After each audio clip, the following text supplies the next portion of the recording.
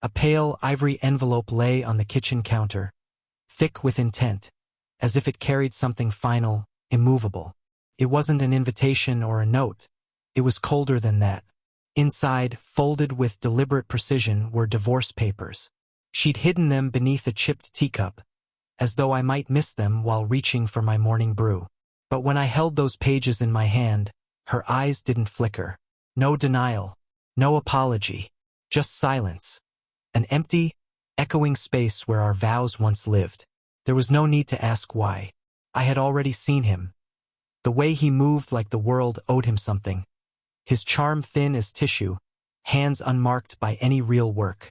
He was the kind of man I used to warn her about, the ones who borrowed everything and built nothing.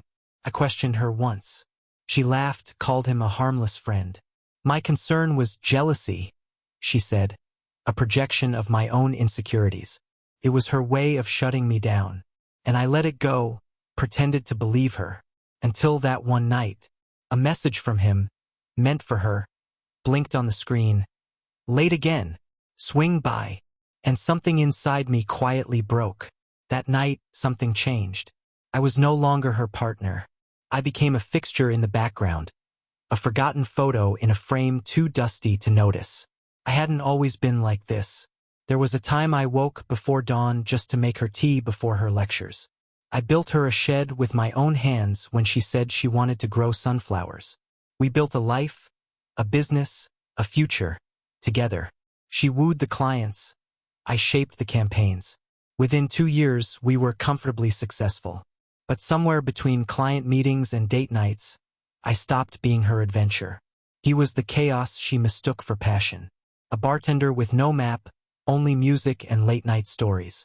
The kind of man she once laughed at. Then, slowly, I watched her become someone I didn't recognize. She came home at sunrise once and didn't even pretend to care. That was the night I started connecting the dots. Times, changes in tone, lies wrapped in routine. I didn't confront her. Not yet.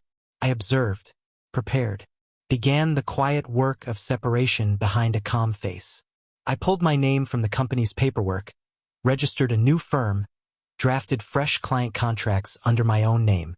Sterling and Vale, our biggest account, signed with me exclusively. She never noticed. Too busy playing partner to someone else. I installed a keylogger, watched her conversations, saw every detail she gave him, financials, schedules, passwords. She promised him a seat at the table, told him I was ready to step down. She thought she had outmaneuvered me. She had no idea I was 3 steps ahead. 3 months later, I told her I was flying out for a client pitch in Boston. She didn't even pause, just muttered a distracted, "Safe travels." But Boston was never on my itinerary. Instead, I booked a suite downtown, chilled her favorite wine, and made a reservation at the restaurant where I'd proposed all those years ago. Told her it was an anniversary surprise. She showed up in a red dress, hair pinned, smile painted, like the version of her I hadn't seen in years. She laughed, made small talk, touched my hand. I played along. Then, as dessert arrived, I handed her a thick envelope. Not divorce papers. Worse, inside was my full resignation from our firm, transferring all rights and control to me.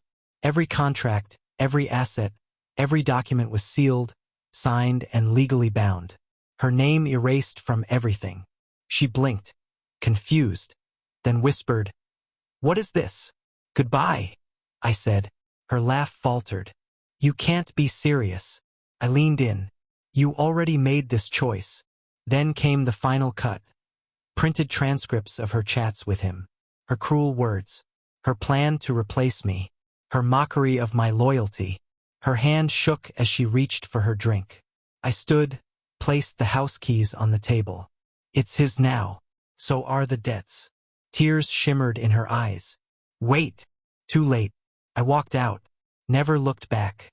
The next day he messaged me, throwing out vague threats about lawsuits. I responded with a copy of the confidentiality agreement he signed years ago. A clause ironclad enough to tie him up in court until his youth wore out. He never replied again. Now I live near the ocean. Nothing extravagant. Just peace. Fewer things. No more noise.